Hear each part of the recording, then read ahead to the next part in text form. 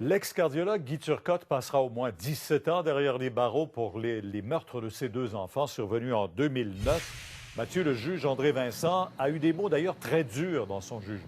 Oui, parce qu'il s'agit d'une scène de crime horrible, des conséquences, des circonstances qui le sont tout autant. Vous savez, cette sentence qui a été prononcée aujourd'hui par le juge André Vincent vient clore définitivement le deuxième procès de Guy Turcotte.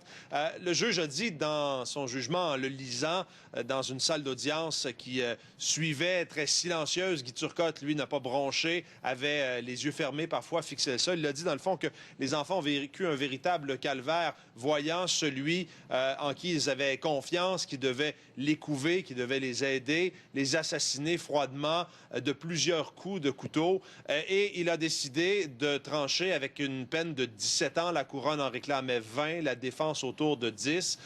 Finalement, il a décidé de trancher avec une peine de 17 ans. 17 ans, là-dessus, il faut quand même dire que Guy Turcotte a passé déjà près de 4 ans en détention après son arrestation en 2009, sous garde à l'Institut Philippe Pinel. Donc, à ce jour, on parle de 13 ans, avant de pouvoir faire une demande de libération conditionnelle, ce qui n'est pas automatique. On a joint Isabelle Gaston, la mère des deux jeunes victimes. Elle se dit très satisfaite de cette décision.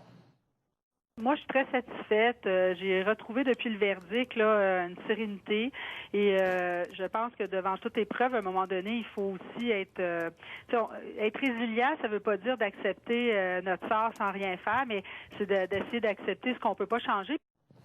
Le deuxième procès est maintenant terminé, Pierre, mais je vous rappelle que l'affaire est devant les tribunaux, encore en cours d'appel. Alors, on verra ultimement, dans plusieurs mois, ça va prendre un certain temps, si la cour d'appel va ordonner, comme le demandent Guy Turcotte et ses avocats, un troisième procès. Ils estiment qu'il y a eu des erreurs de droit dans les directives du juge André Vincent au jury dans le cadre de ce deuxième procès. Donc, une affaire qui est encore à suivre. Merci beaucoup. Merci, Mathieu. Avec la juge de la retraite, Nicole Gibault, on va tenter de voir clair dans tout ça aussi, parce que c'est vrai qu'il y a des appels, puis au moment où on va en appel, il y a une sentence qui tombe. Démêlez-nous tout ça pour qu'on comprenne. Là, il est en prison. Il est en prison lors du deuxième procès, c'est-à-dire, c'est le procès qui vient de terminer, 2 meurtres, deuxième degré, prison à vie, à perpétuité, possibilité de libération conditionnelle, pas avant 17 ans, mais on peut soustraire le temps qu'il a passé, donc ça serait environ 44 mois. Mathieu le soulignait, des mots très durs. On tient compte de la gravité des gestes posés, même si on comprend qu'il pouvait y avoir une maladie.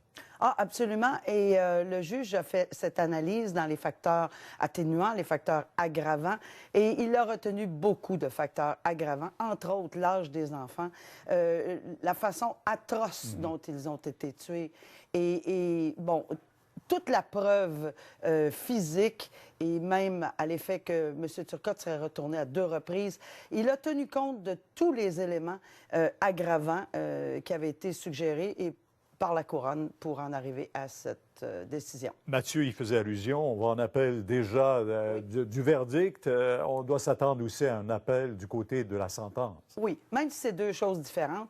Verdict en appel, sentence, oui. Parce que dès qu'on dépassait le minimum du 10 ans qui pouvait être accordé, mais qui n'a pas été accordé, la défense peut aller en appel. Alors oui, on s'attend à ce qu'il y ait un appel absolument sur la sentence comme telle, c'est-à-dire le 17 ans. La mère des enfants, Isabelle Gaston, sera avec nous un peu plus tard dans le bulletin. Merci. Merci.